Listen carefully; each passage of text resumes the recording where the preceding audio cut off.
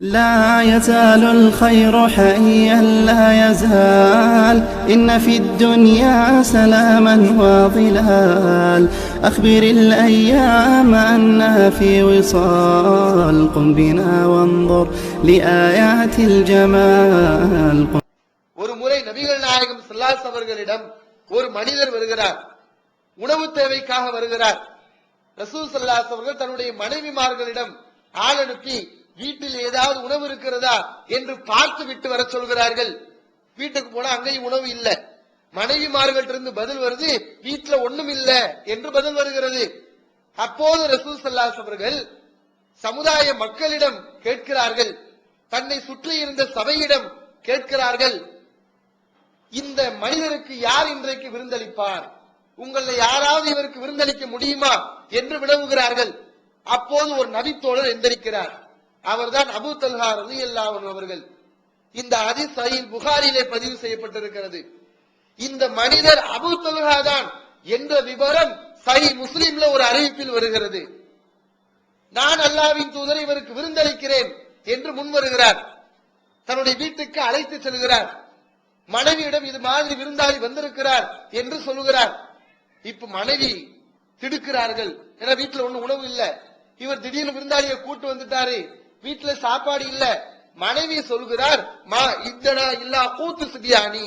உம்மு சுலைம் ரலியல்லாஹு அன்ஹா சொல்றாங்க, சிறுவர் குழந்தைகளுக்குரிய உணவு மட்டும் தான் நம்மகிட்ட இருக்குது, குழந்தைகளுடைய சாப்பாடு தான் இருக்குது, வேற உணவு நம்ம வீட்டுல இல்ல என்று சொல்கிறார்கள். அபூ தல்ஹா ரலியல்லாஹு அன்ஹு அவர்கள் அதற்கு மறுபதில் தருகிறார்கள், நவ்விமி சிபியானகி, குழந்தைகளை உறங்க வைத்து விடு, சாப்பாடு கொடுக்காமல் குழந்தைகளை உறங்க வைத்து விடு. முழிச்சிருந்தால சாப்பாடு கேட்பாங்க, அவர்களை உறங்க வைத்து விடு. வஹய்யி துஆமகி, நம்மிடத்தில் உள்ள அந்த உணவை தயார் செய்து கொள். வஸ்பிஹி சிராஜகி, விளக்கை அணைத்து விடு. வீட்டுக்கு விருந்தாளி வரும்போது விளக்கு இருக்கக்கூடாது, விளக்கு அணைத்து விட வேண்டும் என்று சொல்கிறார்கள். விருந்தாளி வர்றார். இப்ப விருந்தாளி என்ன செய்வாரு, அவர் மட்டும் சாப்பிடுவாரா? வீட்டுல 2 பேர் இருக்கிறாங்கன்னா அவங்களும் சாப்பிடணும்னு நினைப்பார்.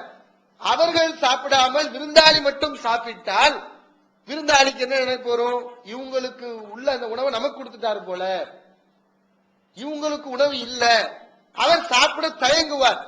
இப்ப இருவரும் பேசிக் கொள்கிறார்கள், ரகசியமாக பேசுகிறார்கள். நாம் சாப்பிடுவது போன்று நடிப்போம், விளக்கை நீ ஏற்றுவது போல் அணைத்து விடு, நாமளும் அவர் கூட சேர்ந்து சாப்பிடவே நடிச்சுக்கிடுவோம். ஆனா நம்முடைய சாப்பாட்டை, குழந்தைகளின் சாப்பாட்டை வந்த விருந்தாளிக்கு நாம் கொடுத்து விடுவோம் என்று பேசுகிறார்கள். அதே மாதிரி நடக்கிறது.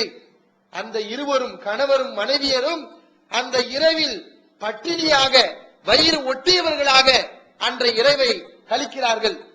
மறுநாள் இந்த நபித்தோழர் ரசூல் ஸல்லல்லாஹு அலைஹி வஸல்லம் வர்றார். ரசூல் ஸல்லல்லாஹு அலைஹி வஸல்லம் நபித்தோழரை பார்த்து சொன்னாங்க, அஜிபல்லாஹு மின் ஃபஆலிகுமா லஹிகல்லாஹு லைலா, இன்றைய இரவு உங்களுடைய இந்த செயலை பார்த்து அல்லாஹ் ஆச்சரியப்பட்டான், அல்லாஹ்வே மகிழ்ந்து விட்டான் என்று நபிகள் நாயகம் ஸல்லல்லாஹு அலைஹி அவர்கள் அந்த நபித்தோழரை பற்றி புகழ்ந்து குறிப்பிடுகிறார்கள். இது எப்படிப்பட்ட ஒரு மனப்பான்மை! இப்போதுதான் அல்லாஹ்வுடைய வசனம் வருகிறது திருமறை குர்ஆனில். இன்றைக்கும் அந்த வசனத்தை நாம் படித்துக் கொண்டிருக்கிறோம். வல்லதீன தபவ்வஉ தார வல் ஈமான மின் கப்லிஹிம், இந்த அன்சாரி தோழர்கள், அபூ தல்ஹா ஒரு அன்சாரி தோழர், அவரை பற்றி அல்லாஹ் திருமறை குர்ஆனில் குறிப்பிடுகிறான். இந்த அன்சாரி தோழர்கள் யுஹிப்பூன மன் ஹாஜர இலைஹிம், தங்களிடம் ஹிஜ்ரத் செய்து வந்த மக்களை விரும்புகிறார்கள், நேசிக்கிறார்கள். வலா யஜிதுன ஃபீ சுதூரிஹிம் ஹாஜத மிம்மா ஊது, இந்த ஹிஜ்ரத் செய்து வந்த இந்த மக்களுக்கு வழங்கப்படுகின்ற செல்வங்களை பார்த்து ஒரு காலம் தங்களுடைய உள்ளத்தில் காழ்ப்புணர்வு கொள்ள மாட்டார்கள். அப்படிப்பட்ட உயரிய மனப்பான்மைக்குரியவர்கள் அன்சாரி தோழர்கள். வயூசிரூன அலா அன்ஃபுஸிஹிம் வலவ் கான பிஹிம் ஹஸாஸா, தங்களுக்கு வறுமை இருந்தாலும், தங்களுக்கு தேவை இருந்தாலும், தங்களை விட மற்றவர்களுக்கே இவர்கள் முன்னுரிமை தருவார்கள். அப்படிப்பட்ட உயரிய மனப்பான்மைக்குரியவர்கள்.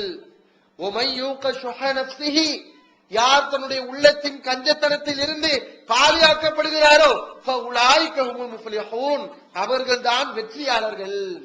கொஞ்சம் கூட கஞ்சத்தனம் இல்லாம, தனக்கு இல்லாட்டினாலும் பரவாயில்லை, வந்தவரை கவனிக்க வேண்டும் என்று நினைத்தார்களே, உண்மையில் இவர்கள் வெற்றியாளர்கள் என்று அல்லாஹ்வுக்கு சுப்ஹானஹு வ தஆலா அவர்களை பற்றி புகழ்ந்து பேசுறத பார்க்கிறோம். இது எப்படிப்பட்ட ஒரு உயரிய மனப்பான்மை, ஒரு உயரிய குணம். இந்த குணம் நம்மிடத்தில் வர வேண்டும். விருந்தாளிகளை உபசரிக்கிறது. எப்படி உபசரிக்கிறார்கள்? தனக்கு இல்லாவிட்டாலும் பரவாயில்லை, தன்னுடைய பிள்ளைகளுக்கு இல்லாவிட்டாலும் பரவாயில்லை, வந்தவரை உபசரிக்க வேண்டும் என்ற விருந்தோம்பலை இஸ்லாம் நமக்கு கற்றுத் தருகிறது.